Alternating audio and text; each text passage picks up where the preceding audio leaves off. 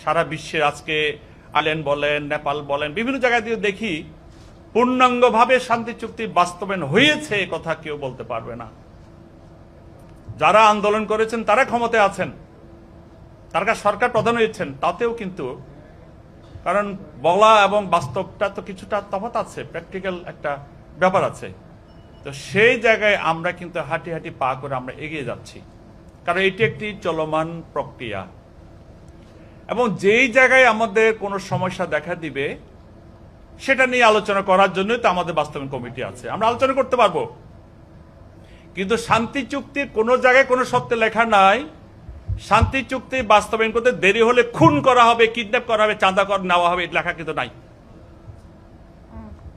এটা ঠিক কোথাও লেখা আছে? হ্যাঁ, যদি বলে যে শান্তি চুক্তি বাস্তবায়ন হয় নাই, একটি খুন করলাম, শান্তি চুক্তির একটি ধারা কালকে বাস্তবায়ন দ্রুত হয়ে যাবে।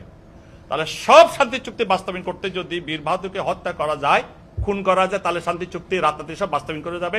আমি আপনাদের সামনে ওয়াদা দিয়ে বলছি, আমাকে হত্যা করা হোক, খুন করা হোক, এরপর আর কোনো খুন করা যাবে না, হত্যা করা যাবে না, শান্তি চুক্তি পূর্ণাঙ্গ বাস্তবায়ন হয়েছে ধরা নিয়ে যাবে।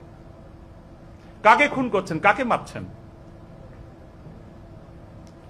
শান্তি চুক্তি করার সময় জনসংহতি সমিতি একটি সরকারের সাথে পার্বত্য চট্টগ্রাম জনসংহতির সাথে চুক্তি হয়েছে এবং সবাই মেনে একটা চুক্তি গিয়েছি। চুক্তি দ্রুত হয়নি, দ্রুত হচ্ছে, এটা তর্ক বিতর্ক থাকতে পারে, কিন্তু কি কি বিষয়ে শান্তি চুক্তি হয়েছে এটা তো একটা নোট হয়ে গেছে, এটা তো একটা রেকর্ড। এর দাড়ি কমাতে ভুল হবে না, এর নিয়ে আলোচনা, পর্যালোচনা, তর্ক বিতর্ক, মান অভিমান অনেক কিছু দেখানো যাবে, কারণ এই চুক্তিতে যা লেখা আছে তা নিয়ে আমি কথা বলতে পারবো, বার্গেনিং করতে পারবো।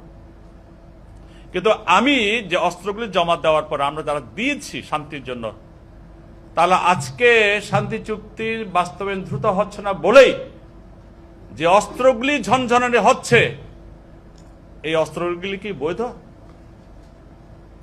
যদি অবৈধ না হয়ে থাকে তাহলে নিশ্চয় আইন শৃঙ্খলা বাহিনীর দায়িত্ব আছে এই অবৈধ অস্ত্রগুলিকে উদ্ধার করা। কারণ বৈধ না তো, কারণ মাননীয় প্রধানমন্ত্রীর হাতে যখন অস্ত্র জমা দেওয়া হয়েছে, এরপর তো অস্ত্র থাকার কথা নয়।